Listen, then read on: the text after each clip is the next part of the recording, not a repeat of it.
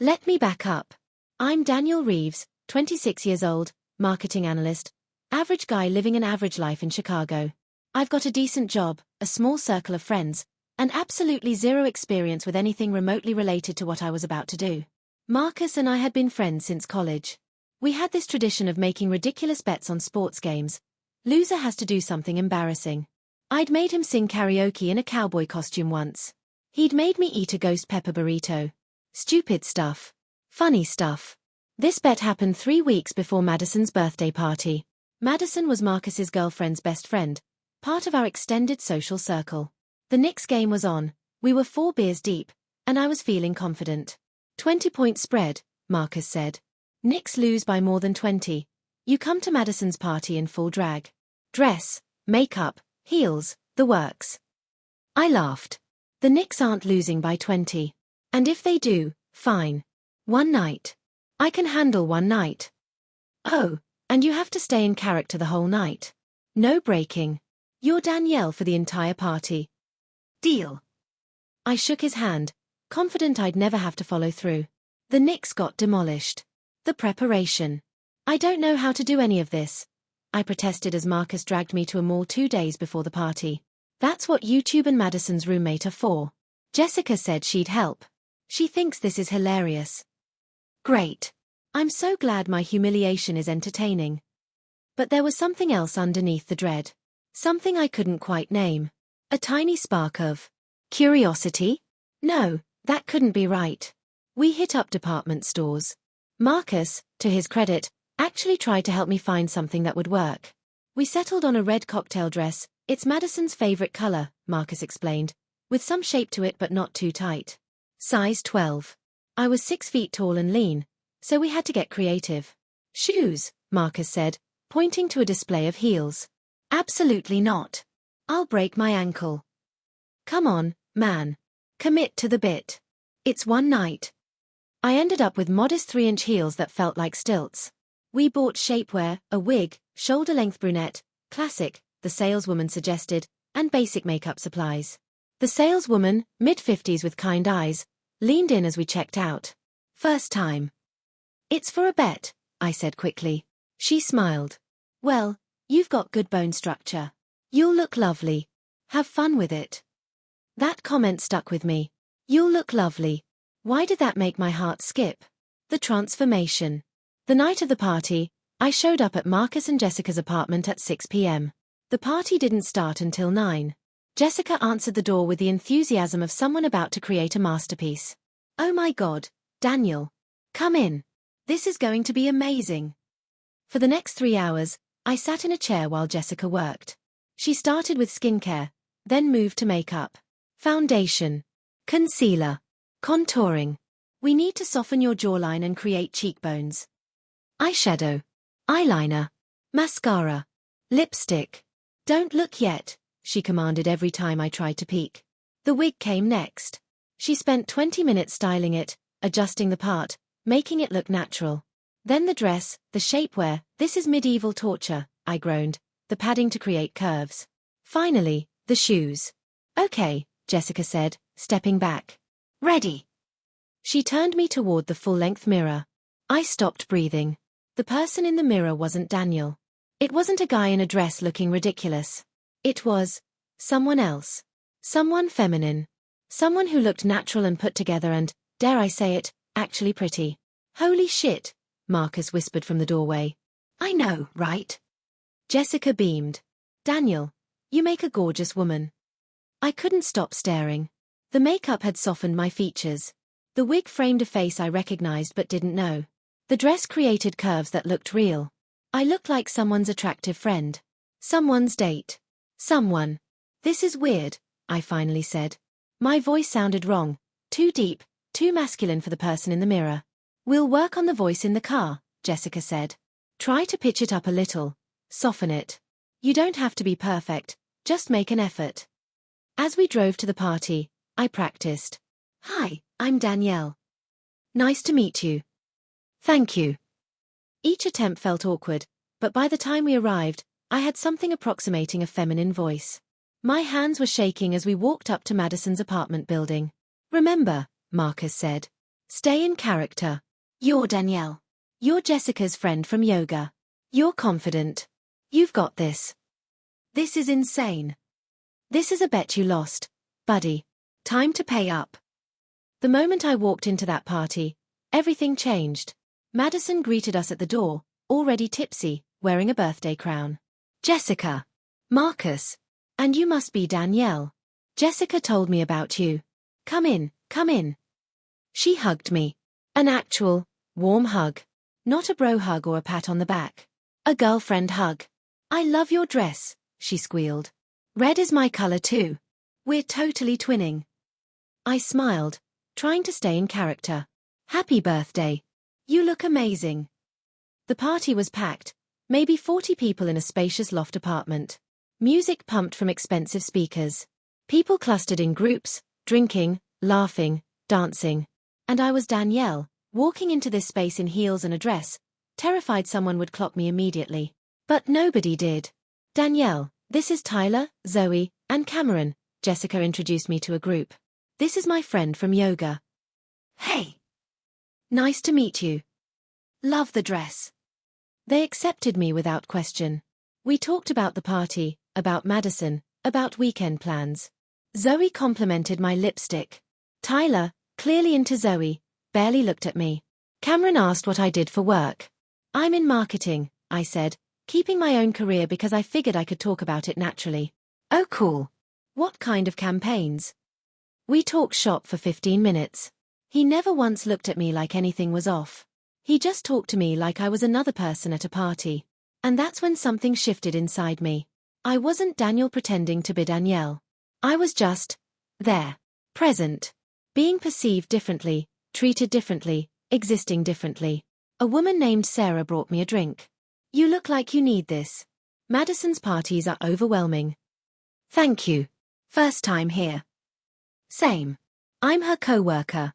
Want to escape to the balcony.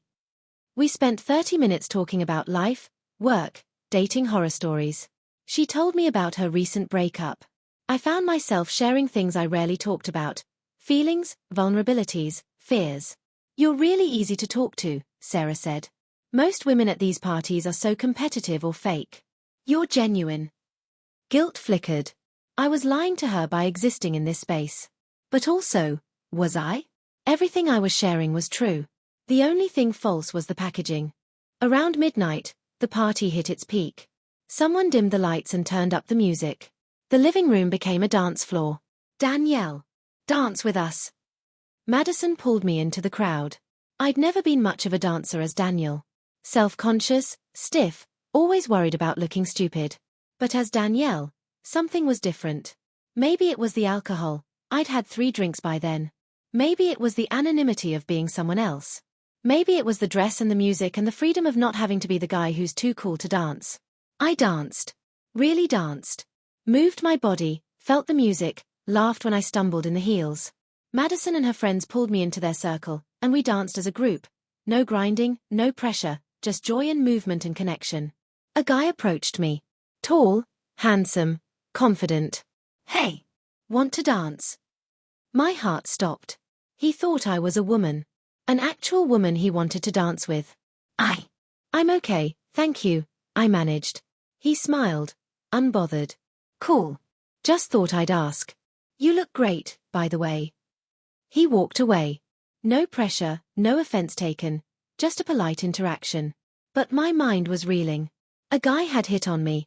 Found me attractive. Wanted to dance with me. Part of me was terrified. Part of me was flattered. What the hell was happening to me? Around 1 a.m., the party mellowed. I found myself on the balcony again, alone this time, looking out at the Chicago skyline. My feet hurt. My face itched from the makeup.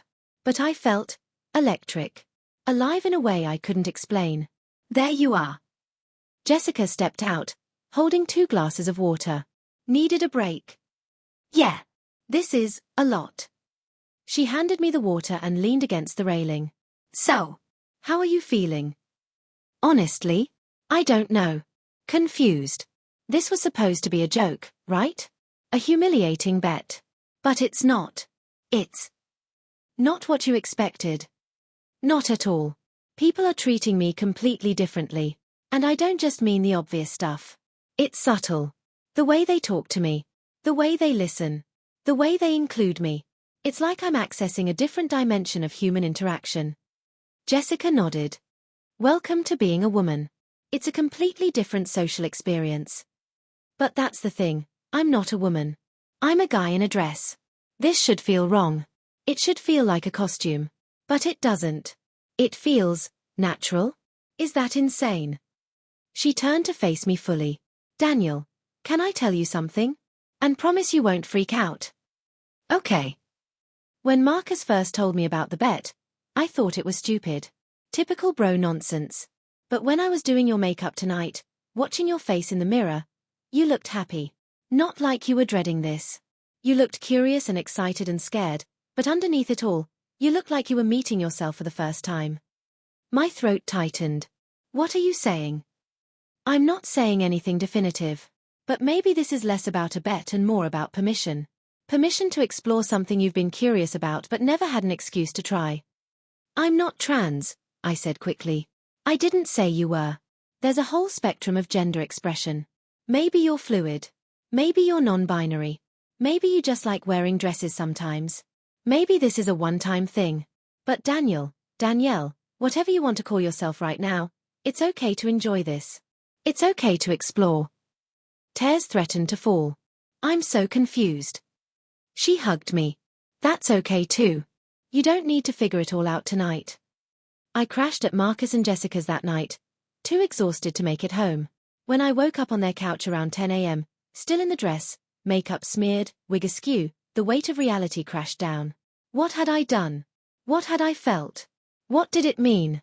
Jessica was making coffee when I stumbled into the kitchen. She took one look at me and laughed. Rough morning. You could say that. Bathroom's free. There's makeup remover on the counter. Take your time. I spent an hour in the bathroom, removing every trace of Danielle. The makeup came off in streaks. The wig came off with relief. The dress came off with reluctance. When I emerged in my regular clothes, jeans, t-shirt, sneakers, I looked like Daniel again. But I didn't feel like Daniel. Not completely.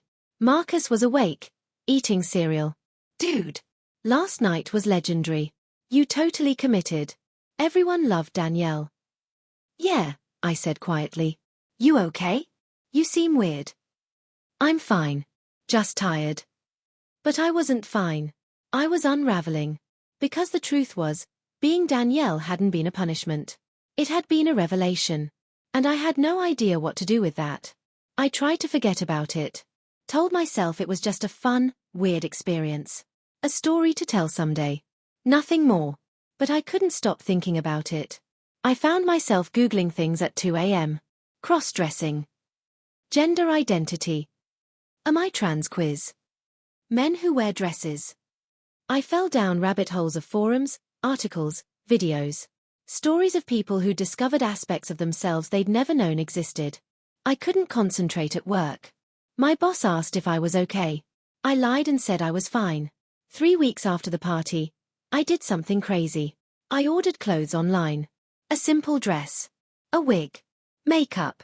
I told myself I just wanted to see if the experience was replicable, if it had been a fluke or something real. When the package arrived, I locked my apartment door, turned off my phone, and spent an hour transforming. The second time was easier. The makeup went on smoother. The wig felt less foreign. The dress fit better because I'd measured carefully. I looked in the mirror and saw Danielle again. And I cried. Not from shame or confusion, but from relief. Because she was still there. She wasn't a one-time accident. She was a part of me. I couldn't keep it secret. Not from Jessica, who'd been texting me, asking if I was okay. We met for coffee a month after the party. I was shaking as I sat down. I need to tell you something, I started. You've been dressing up again, she said gently. I stared at her. How did you? I saw it in your eyes that night. This isn't over for you. Everything spilled out. The late-night Googling. The online orders. The hours spent as Danielle in my apartment. The confusion and fear and exhilaration. I don't know what this means, I admitted. I still feel like Daniel. I still present as male. I'm still attracted to women. But there's this other part of me, this feminine part, and she feels just as real. Just as necessary. Jessica reached across the table and squeezed my hand. You don't have to choose one or the other. You can be both. Gender isn't binary, Daniel. It's a spectrum. And wherever you land on it is valid. But how do I live like this? How do I integrate both parts? One step at a time. Maybe you start by telling close friends. Maybe you find communities of people who understand. Maybe you explore this privately for a while. There's no rulebook. I'm terrified. Of course you are. You're dismantling everything you thought you knew about yourself. That's terrifying. But it's also brave. Over the next 6 months, I slowly, carefully began integrating Danielle into my life. I told Marcus, who was surprisingly supportive. Dude, I just wanted you to look ridiculous for one night. I didn't mean to trigger an identity crisis. But hey, if this is you, then cool. You're still my boy, or girl, or whatever. You're still you. I found online communities. Forums for crossdressers, gender-fluid people, non-binary folks. I wasn't alone. There were thousands of people navigating similar journeys. I started seeing a gender therapist. She helped me understand that gender expression exists on a spectrum, that I could be masculine sometimes and feminine sometimes, that both were valid expressions of my authentic self. I went out as Danielle again. Not to parties where I knew people, but to places where I was anonymous. Coffee shops in different neighborhoods. Art galleries. Parks. Each time, it got easier.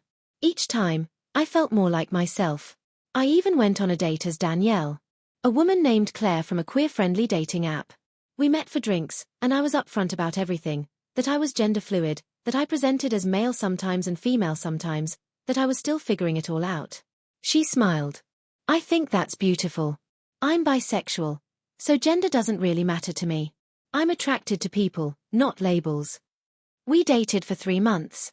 It didn't work out long term, but it taught me something crucial. There were people who could love all of me, masculine and feminine, without needing me to choose. The real turning point came 8 months after that first party. Madison was having another birthday party, and Jessica invited me. Come as whoever feels right, she said. Daniel or Danielle. Or both. Whatever you need. I decided to go as Danielle. But this time, I told people who I really was. I wore a different dress, elegant, navy blue, sophisticated. Better makeup skills after months of practice. Confidence in the heels. I walked in as Danielle, and Madison recognized me immediately. Daniel? Oh my God, Danielle. You look incredible. Thank you. I've been exploring this side of myself. It's not a joke this time. It's just me. She hugged me fiercely. I love this. Thank you for trusting us with the real you. The party was different this time. Some people were confused. Some were curious. Some asked invasive questions that I deflected politely. But most people were just cool with it.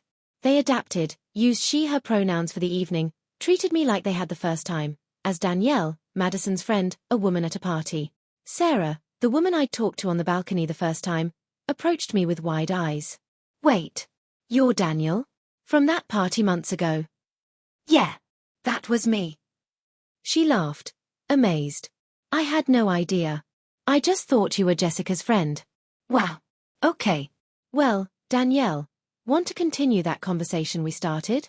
I've got more dating disasters to share. And just like that, I was included. Accepted. Seen. I still live as Daniel most of the time. At work, with family, in everyday life. I'm not ready to come out fully, and maybe I never will be. Maybe I don't need to. But Danielle is part of my life now. I have a separate wardrobe, a separate identity that I embrace when I need to.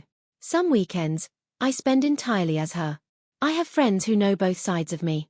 I have spaces where I can be feminine without fear. I'm still figuring out the labels.